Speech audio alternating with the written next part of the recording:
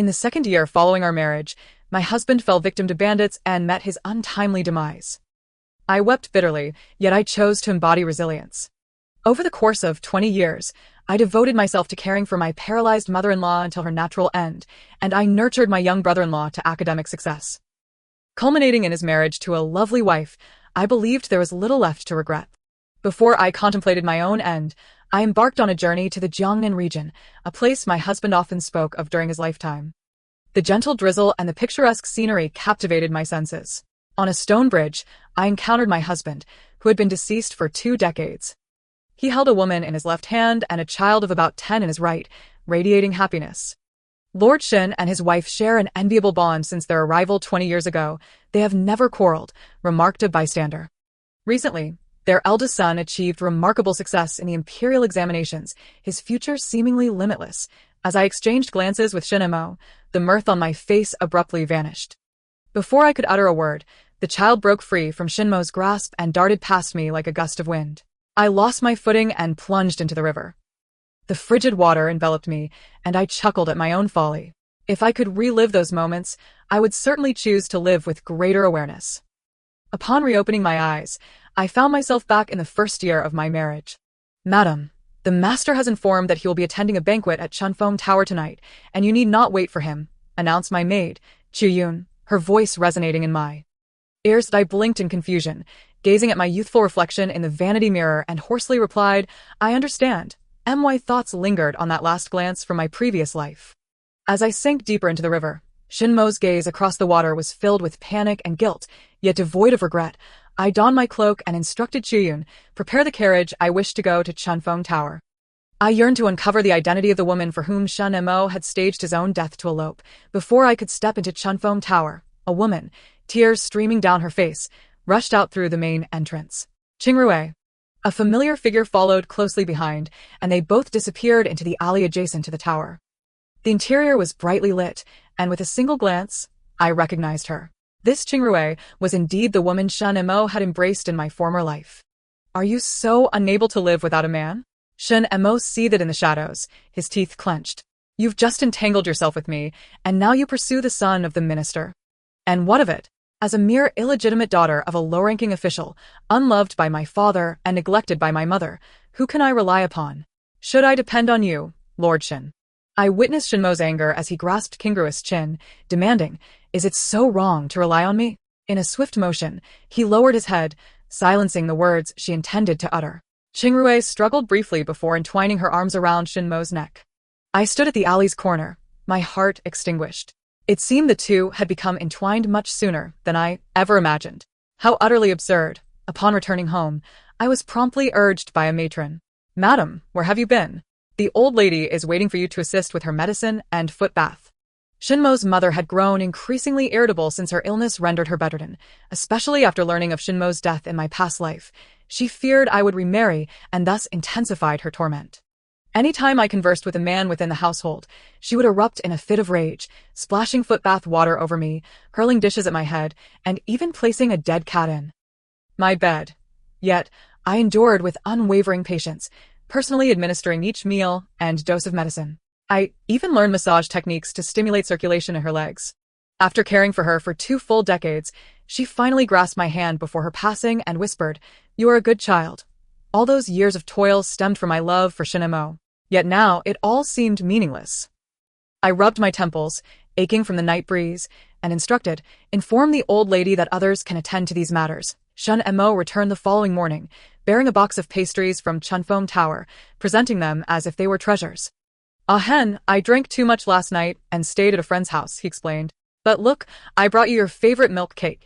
He lifted the lid, revealing the cooled delicacies that emitted a strong dairy odor, mingling with the overpowering scent of powdery perfume that made my stomach churn. Noticing my expression, Shen quickly stepped back. Is it the smell of alcohol that bothers you? I'll go bathe immediately. He took a couple of steps, then paused. By the way, I just paid my respects to my mother, and she was weeping profusely. The servants lack your finesse, I'll have to trouble you, to care for my mother more. Gazing at Shenmo's retreating figure, I felt a deep bitterness within. The bond of childhood friendship had succumbed to the allure of others. Wiping away the tears that had fallen unbeknownst to me, I penned a letter to my elder brother. I hope you can arrange for fake bandits to assist me in my escape. In my previous life, Shen had wielded this tactic to ruin my existence. In this life, it was time to return the favor. Sister-in-law, I have a gift for you. Shen Zhao stood by the door, waving his little hand at me. He is Shenmo's younger brother. And at the tender age of 5, his voice still carries the sweetness of childhood. In my previous life, I exerted considerable effort for his sake. Shen Zhao has a rebellious nature and a disdain for studying. In my quest to encourage his learning, I have changed his tutors countless times and incurred significant costs. Yet, he would bitterly retort, I don't want your interference. You are an outsider. What gives you the right to control me? I replied, because I am your sister-in-law, a sister to you as a mother, and I must guide you in the stead of your late brother, ensuring you become a person of merit. During the lessons, I sat by his side, never straying far. I would repeatedly recite the knowledge to Shen Zhao, and when he studied late into the night, I stood vigil alongside him. At my most exhausted, I would rise only to faint, my head striking hard, leaving me bloodied. When Shen Zhao achieved academic success, he knelt before me, tears streaming down his face, exclaiming, I owe my entire life to you. I approached the door, my voice gentle. What gift do you bring? He presented me with a box, his eyes brimming with anticipation. Open it and see. In 2 lifetimes, this was the first gift from Shen Zhao. And my heart softened. Very well. The moment I opened the box, a dark shadow sprang forth, lunging at me. Instinctively, I turned my head, only to feel a sharp pain in my jaw. Shen Zhao had gifted me a snake. Fortunately, the snake was small and non-venomous, leaving only 2 unsightly wounds on my face. Shen Zhao clapped his hands in laughter. Serves you right. Who told you not to take care of my mother? I gritted my teeth and slapped Shen Zhao hard. Such malice at such a young age. He covered his face, disbelief in his eyes, and ran away crying, Wretched woman. I will have my brother divorce you. Xiao Yun hurriedly pulled me to see a doctor. As our carriage made its way down the street, we were met with a throng of people blocking our path. With no other choice, I had to disembark and walk. Why are there so many people gathered here? Xiao Yun inquired curiously. A bystander replied, a young lady has been harassed inside, and a young gentleman is fiercely defending her honor. They're engaged in a fierce altercation. Xiao Yun urged, Madam, we must push through. If we delay, your face may scar. Song Air, how dare you harass a decent girl in broad daylight? You are courting death. The voice sounded familiar. Xiao Yun stared at me in shock. Isn't that the voice of our Lord? Indeed, it was Shen Mo. And the young lady crying behind him was none other than Lu Qingrui. A decent girl, you say?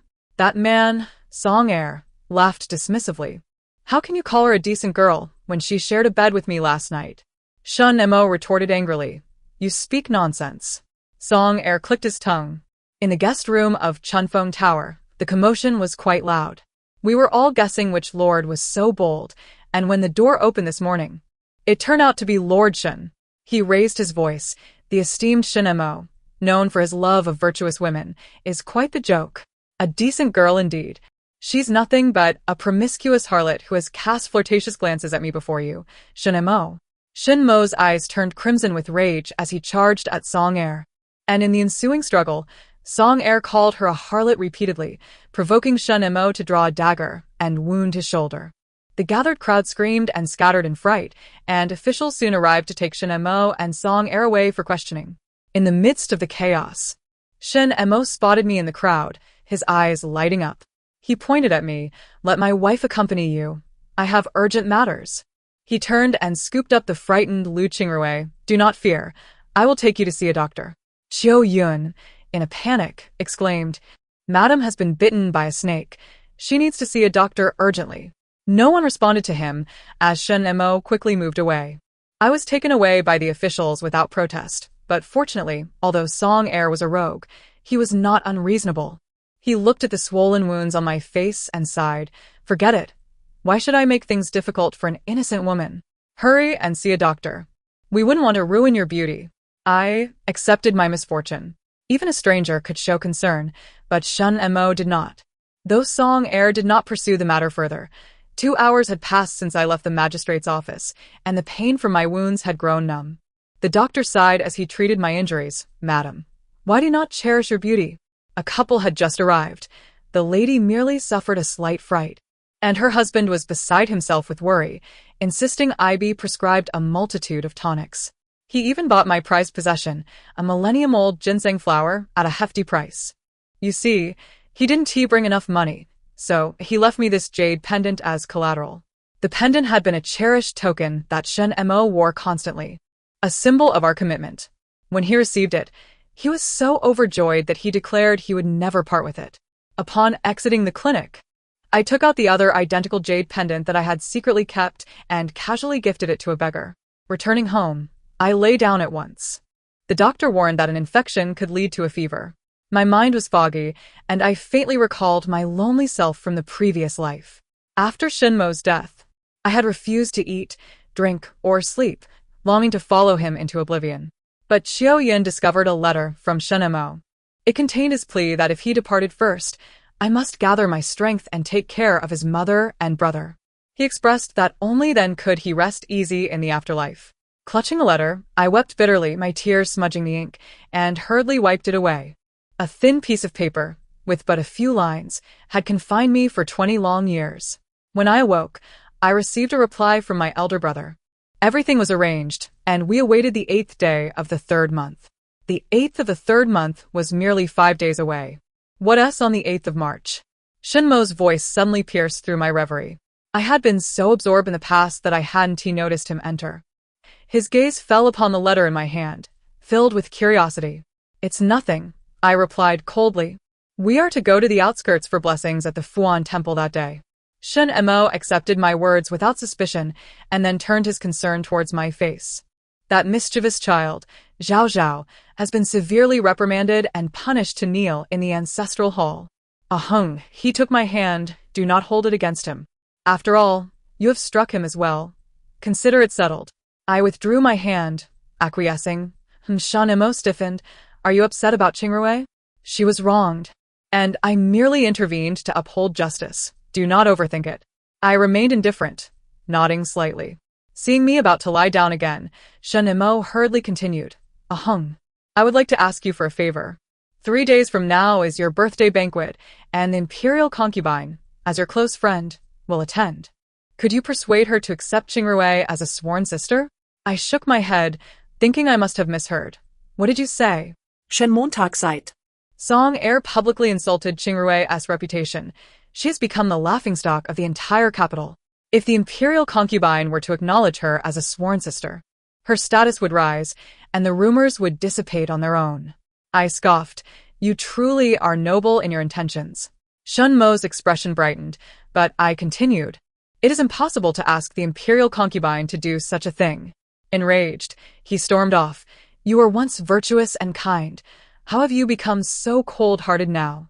I thought he would let it go, but to my astonishment, at my birthday banquet, Shen Mo still managed to broaden my horizons.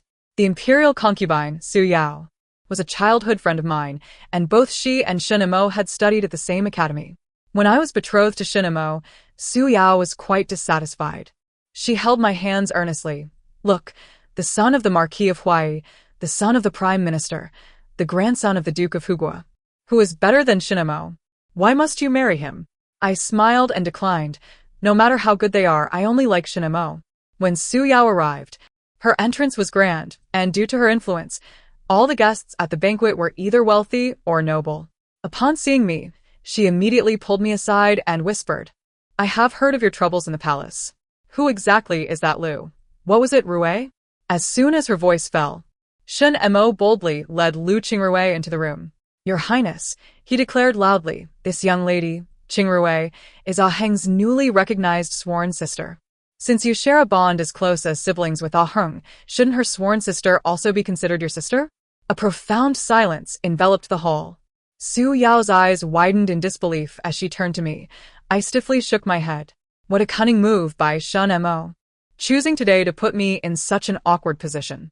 If I were to acknowledge her, I would merely become the subject of ridicule behind my back. If I refused, it would imply a rift with my husband, suggesting a heart full of jealousy. He was gambling on whether I would concede to save face and accept this sworn sister. Su Yao found herself in a dilemma. Your Highness, I knelt before her. my voice resonating firmly among the esteemed guests. I have never had any sworn sisters, not a single sister, cousin, or any kind of sister at all. Yunheng. Shen Mo shouted my name in anger. Must you make Qingrui feel humiliated? I did not even glance in his direction. Enough. Su Yao exclaimed, helping me to my feet. Shen Mo, do you hear me? Stop dragging this Miss Lu into your family ties whimsically. Lu Qingrui ran out in tears. Qingrui. Shen Mo forcefully shoved me aside and recklessly pursued her. Whispers began to circulate among the guests. They began to murmur about how the couple's affection seemed merely a fade, calling me petty for not even giving my husband face. Reduced to a laughingstock, I could only maintain an elegant smile and greet the guests one by one. In an effort to spare Su Yao's concern, I even tried to comfort her. Thus, my last birthday celebration at the Shen residence ended in utter disgrace. On the morning of the 8th day of the 3rd month, I boarded the carriage bound for Fuan Temple. Ever since the birthday feast, Shen Mo had plunged us into a cold war, and he would naturally not appear today. After offering incense, I retreated to the women's quarters to rest. A commotion erupted next door. The creaking of the bed was distinctly audible, as if it might collapse at any moment. In the pure land of Buddhism, which dog and man are illicitly meeting here, fear the wrath of heaven. Qiu Yun scolded, her face flushed. A woman's delicate voice rang through the thin walls, pleading, Brother Mo, be gentler. Qiu Yun turned abruptly, staring at me in astonishment, her words stumbling. In her eyes, I saw pity. On our wedding day, spurred on by drink, Shen Mo had loudly sworn to me, I shall forever love only Aheng. Should I ever waver, let me suffer a fate worse than death. At that moment, Qiu Yun and the others had covered their mouths, laughing enviously. Such fervent affection had, within a year, evaporated into thin air. After an indeterminate amount of time, the noise subsided. It appeared Shen Mo had gone out to fetch someone while Lu Qingrui knocked on my door. Qiu Yun angrily shouted, What do you want? You wretched thing? Yet Lu Qingrui remained remarkably composed, as if she were not the one being scolded. Leaning against the door frame, her hair and clothes slightly disheveled, she smiled alluringly. Sister, you heard everything just now, didn't you? Shen Lang's heart belongs solely to me. You should graciously relinquish your position as the Shen matriarch. Otherwise, she twirled a lock of hair around her pale finger. The scenarios that will embarrass you in the future will only multiply. With Shen Mo absent, this delicate flower had shed her timidity, revealing her true ambition. Qiu Yun cursed and drove her away. Feeling stifled in the room, I decided to take a stroll on my own, urging Qiu Yun not to follow. To my surprise, I stumbled upon Shen Mo conversing with a friend. You intend to fake your death and elope with Lu Qingrui? To abandon your legitimate wife for the daughter of a mere minor official? Are you serious? His friend exclaimed, astonished, raising his voice involuntarily. Shen Mo merely replied, All my wealth shall belong to her. A life of luxury and splendor should suffice for her. But your wife is the sister of a general, a close friend of the imperial concubine. Has she ever lacked for money? You are being excessively cruel. At her last birthday feast, her reputation was already tarnished. Shen Mo sighed. Her status is high. She will not be mistreated without me. But Qingrui is different. She has only me. He sighed deeply, moreover. Aheng is kind. I will leave her a letter, instructing her to take good care of my mother and younger brother. He was utterly convinced. She will ensure that I have no lingering worries. His friend scoffed in disbelief. You even expect her to remain a widow for you? You truly are heartless toward Yunheng. Shen Mo remained silent for a long while, offering no further response. With every ounce of strength I possessed, I restrained myself from rushing forward. This was the man I had loved since I was 16. How utterly laughable. On the way back with Lu Qingrui, their path was obstructed ahead, with a crowd gathered. He dismounted the carriage to investigate. A bystander lamented. A young lady who was praying was attacked by bandits. Her carriage lost control and tumbled off a cliff. Alas, in a moment of desperation, she pushed her maid down, and her own fate seems dire. Shen Mo peered through the crowd, spotting a maid kneeling on the ground, weeping uncontrollably, her voice oddly familiar.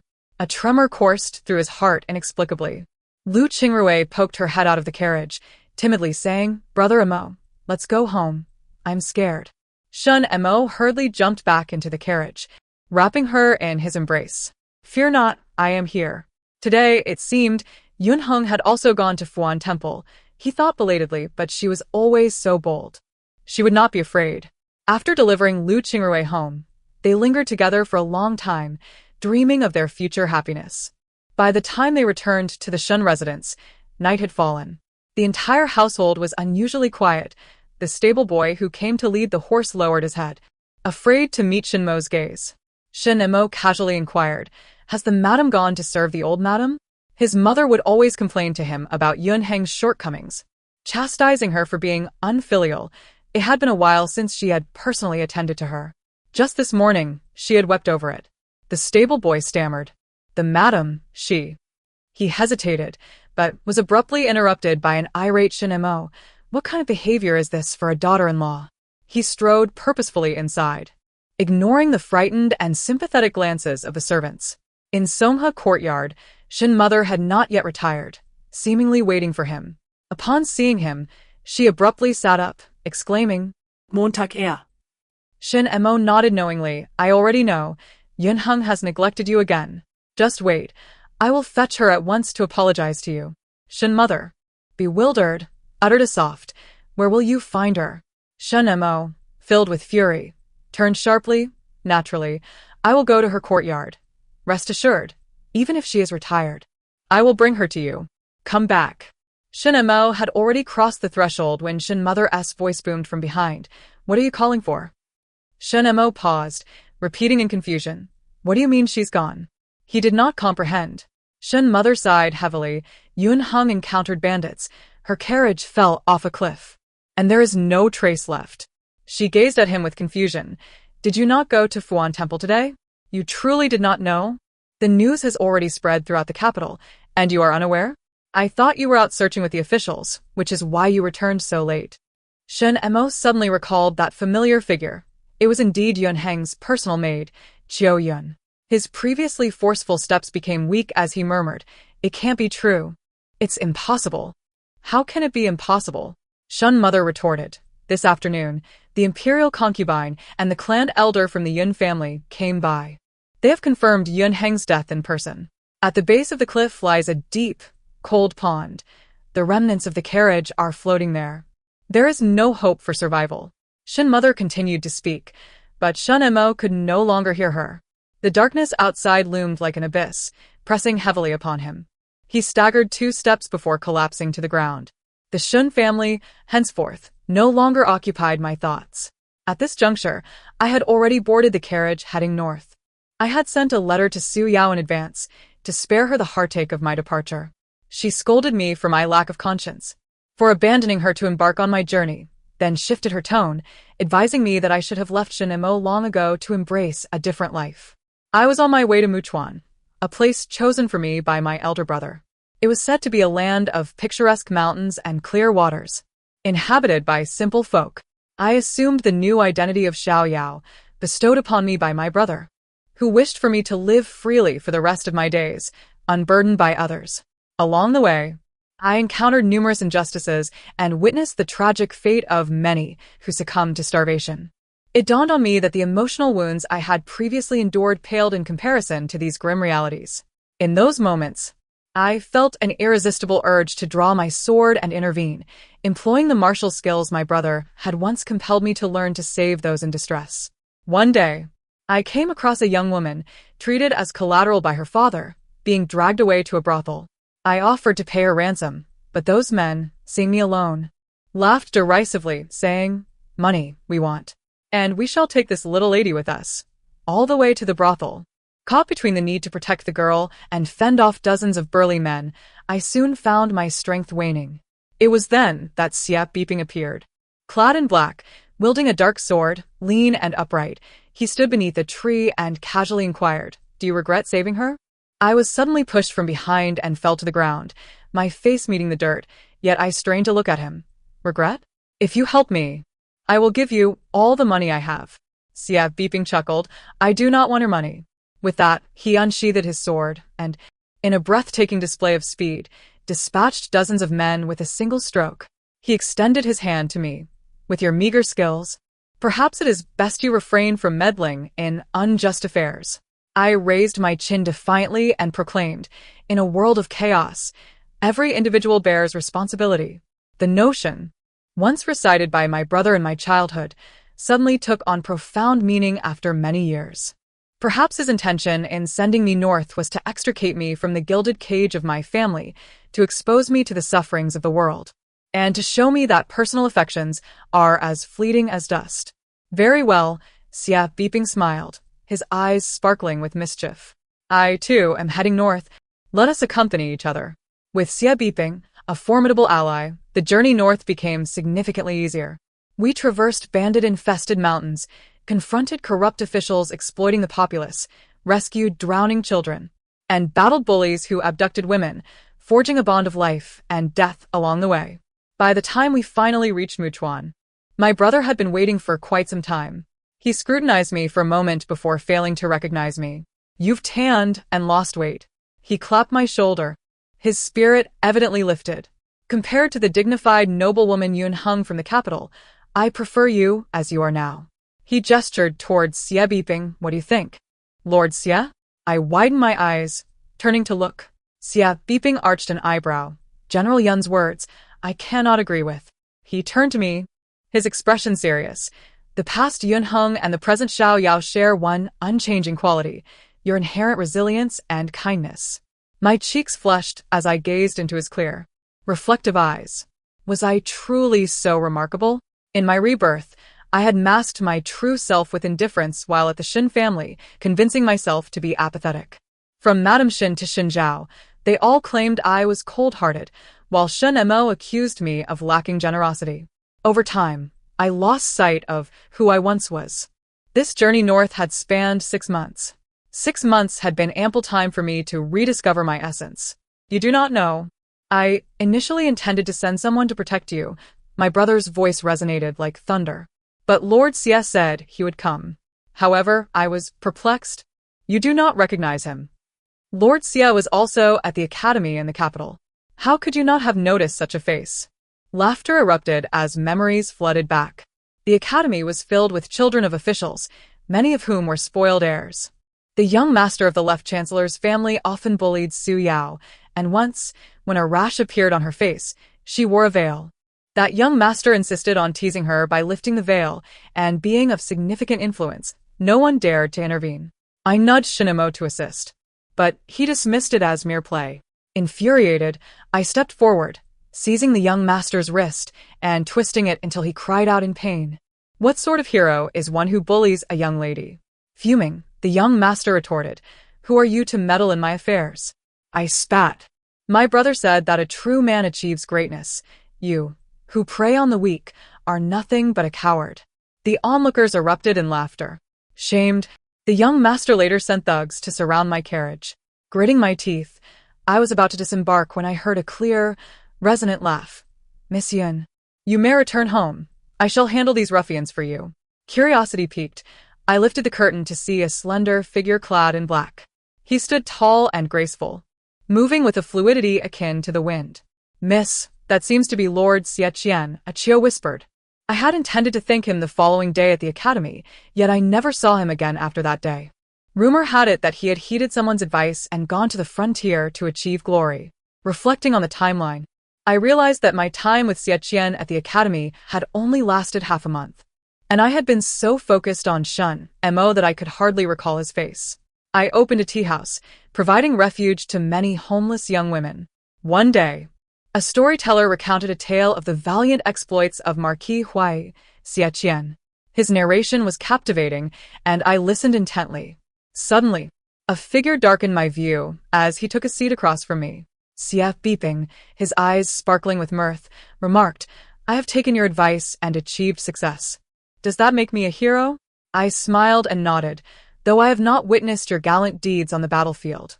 Your journey north, championing the oppressed and punishing the wicked, surely qualifies you as a hero.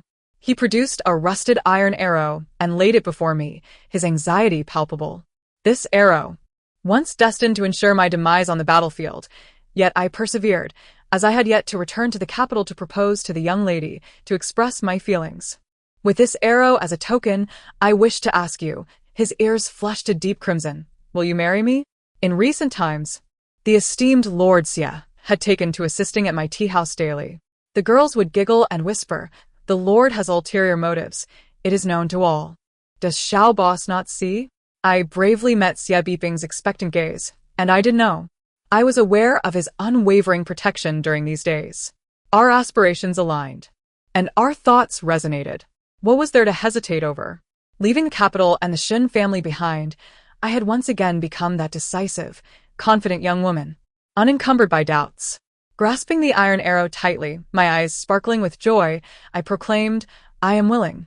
Shen Mo remained by the cold pool, dispatching countless men to search for her, yet to no avail. The one who sought to feign death had succumbed first, leaving Shen Mo in a profound state of confusion.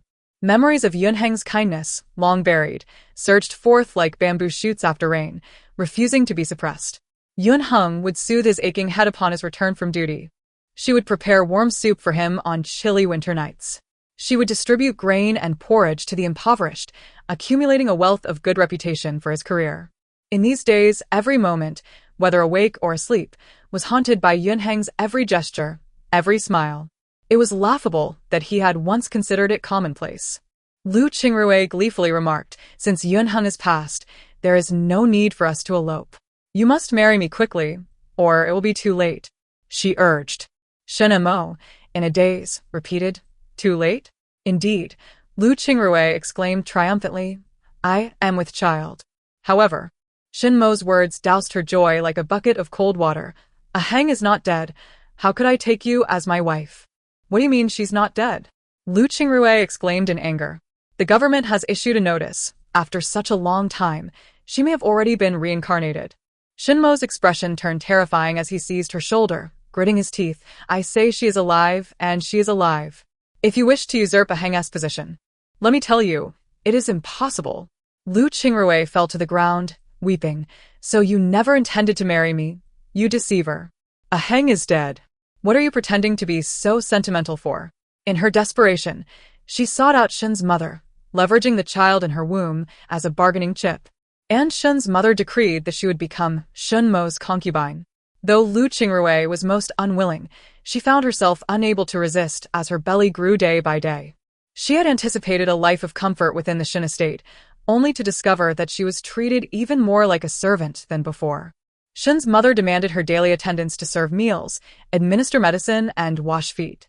Shen Zhao required her company while he studied, often dragging her into the late hours and mocking her for lacking a Heng's talent. Within mere months of entering the estate, Lu Qingrui had become gaunt, appearing as though a gust of wind might topple her. Unable to bear her plight, she approached Shen Mo to lament her suffering. Yet he regarded her coldly. If a Heng could do it, why can't you? You can't even measure up to half of her, and you dare to aspire to be my legitimate wife? The tender affection shared during their clandestine affair was now stripped of its facade, laying bare a scene of utter disarray. Lu Qingrui returned to the estate in despair, only to collide with Shen Zhao, leading to an immediate miscarriage. Meanwhile, as Shen Mo languished by the cold pond, the hardships he endured induced hallucinations, causing him to believe he saw a Heng, and in a moment of distraction, he slipped and fell into the icy waters. When he was eventually rescued, he was left with a chronic cough that would plague him for life. Just as he reached his lowest point, word reached him that a Heng had been spotted in a tea house in the northern region of Muchuan. Today marks the joyous occasion of my marriage to Xie Beiping. The young maidens rose early to prepare me for the ceremony. Before I was fully ready, laughter erupted from the grand hall below. Lord Xie, how anxious you must be to arrive so early. Boss Xiao is not even dressed yet. Xie Beiping's light laughter floated up. Of course I am anxious. I have waited many years for this day. Listen, listen, Boss Xiao, the maidens giggled, quickening their pace to adorn me. My elder brother waited at the door, carrying me on his back as he had in our childhood. He smiled contentedly, recalling how I was unable to return home when I married Shen Mo due to the war. Now, we can finally compensate for the regrets of the past. My brother entrusted me to Xie Beiping, proclaiming, I give my sister to you. Should you betray her, Xie Buping grasped my hand with his long, cool fingers, interjecting, "Should there be any betrayal, my life is yours to take. I made no vows of eternal love. My actions would speak for themselves." Ah, splendid. My brother laughed heartily. The atmosphere in the grand hall was joyous and harmonious. Suddenly, a cry shattered the serene ambience. "Aheng, you cannot marry." The familiar voice was irksome. It was Shen Mo. According to the marriage customs of the northern region, women do not wear veils, instead using fans to shield their faces. I slowly lowered my fan to gaze at Shen Mo, who appeared weary and gaunt, his stubble unkempt, looking at least a decade older than before. He coughed violently, rushing towards me. "Aheng, I knew you wouldn't die." Xie Buping positioned himself in front of me, pushing Shen Mo back. Shen Mo stumbled but managed to steady himself. Turning to Xie Buping, "Lord Xie, what do you mean? Do you intend to forcefully take my wife?" "Your wife?" I laughed aloud. "Who, me? Everyone knows Aheng is dead. Did you not see the government notice?" No. Shen Mo shook his head in despair. "I know you resent me for Qingrui's sake. So you feigned your death to punish me. I was wrong. Come back with me, and I will sever ties with Lu Qingrui forever." I darkened my expression. "Shen Mo, what audacity you have to seek my forgiveness. You are the one who attempted to fake your death first. You expect me to spend my life worrying for your family, caring for the old and the young, while you hide your name and live happily with Lu Qingrui. You truly are calculating." "What?" My brother's rage erupted. "I thought you left because of his betrayal, but I never imagined he would scheme against you like this." He drew his sword with a sharp sound. "Scoundrel, get out, or I will make you bleed here. Then kill me." Shen Mo fell to his knees before him. "Without Aheng, I cannot live. It would be better to have you end my life." As an official, he could not simply kill someone. It was merely a threat. My brother could not truly bring himself to strike, his chest heaving with anger. Xie Buping stepped forward, looking down at Shen Mo with a tone of disdain. "Shen Mo, in your current state, are you not exactly the bear Aheng referred to in her youth? Allow me to impart one final piece of wisdom. Aheng is no more. What remains is merely my wife, Xiao Yao. You may go to the government or the emperor himself to lodge a complaint. You will find no merit in your claims. My wife has already spoken her piece, and there is no need to waste her words." He bent slightly, effortlessly seizing Shen Mo by the collar, tossing him aside like a rag doll. Shen Mo spat blood and fell unconscious. "Well done. The bear has been discarded. Let the wedding continue," Xie Buping declared. "Excellent, excellent." The guests erupted in applause, laughing and celebrating as they escorted me to the bridal sedan. From this day forth, may the Mandarin ducks entwine for 1,000 years, and may the Qin and Essie harmonize for 100. Epilogue 1. Shen Mo, in frail health, rented a room in an inn across from the tea-house. He spent his days seated by the window, gazing at the tea-house for hours on end. There, he beheld Aheng, the lively and cheerful woman he had not seen in ages, her spirit radiant like the fervent sun. A stark contrast to the indifferent demeanor she had adopted during their time in the Shen estate. He reminisced, recalling how Aheng had been this way in her youth. From the moment they married, he had imposed his expectations upon her. "Aheng, you must be dignified, like a proper lady. Aheng, as a married woman, you cannot be so spirited. Aheng, learn to be magnanimous. Do not be jealous over trifles." And so, Aheng gradually transformed, until the moment Lu Qingrui made their affair public. The love in her eyes for him had vanished completely. Shen Mo clutched his chest in anguish, feeling as though his heart was being torn apart. Numerous letters arrived from the capital, urging him to return. His extended absence had drawn the ire of those in power. Reluctantly, Shen Mo returned to the home now devoid of Aheng. Shen's mother began arranging for him to remarry, but rumors of his favoritism towards concubines had spread throughout the capital, making noble families reluctant to marry their daughters to him. Ultimately, Shen's mother took it upon herself to legitimize Lu Qingrui as his primary wife. Shen Mo did not oppose this. At this point, whether he had a wife or who that wife was no longer mattered. Lu Qingrui finally assumed the position of the legitimate wife, her spirits lifted, even forgetting the pain of her miscarriage. What was one child? She believed she would have many more to inherit the Shen estate. Yet, When she approached Shen Mo, clad in delicate garments, seeking intimacy, he callously cast her aside. I have already granted you the title of primary wife. Do not expect anything more. Shen Mo's expression was as frigid as ice, devoid of the warmth they once shared. What tormented Lu Qingrui further was Shen's mother. She felt it was her benevolence that had granted Lu Qingrui a great favor, compelling her to serve even more diligently than a hang had. When the medicine was too hot, Shen's mother smashed the bowl against Lu Qingrui's forehead. Do you wish to scald me? Do not think that being the primary wife ensures your safety. I can still have Emoer divorce you with a mere word. When the medicine cooled, Shen's mother splashed it across Lu Qingrui's face. How can you drink it now that it is cold? If you continue to be so careless, I will find another daughter-in-law. As Lu Qingrui washed her feet, a flicker of disdain crossed her features, prompting Madame Shen to instruct the maid to submerge her face in the water. Yunheng has never shown disdain, and you dare to do so? However, within mere days, Lu Qingrui found herself in a state of despair. She yearned to seek solace from Shen Mo, yet was barred from entering his quarters. The adults had decreed that henceforth, without his permission, no lady was allowed into his room. In her desperation, Lu Qingrui resorted to poisoning Madame Shen. By the time Shen Mo discovered the situation, the matriarch was clinging to life by a thread, and it took the utmost effort of the physician to salvage half of her existence. From that moment on, she was unable to even sit up, reduced to a mere puddle of despair, counting the days that remained. Shen Mo, furious, searched high and low for Lu Qingrui. Ultimately, he found her in the bed of Mengyu, the youngest son of the chancellor, completely unclothed. Your wife is quite delightful. I would graciously allow her to become my concubine. Mengyu laughed brazenly. Lu Qingrui's complexion turned ashen. Did you not say I could be a secondary wife? Mengyu scoffed dismissively, retorting, What are you? Just a treasure to Shen Mo, who would forsake the Yun family's daughter for you. I only wish to see Shen Mo wearing a green hat.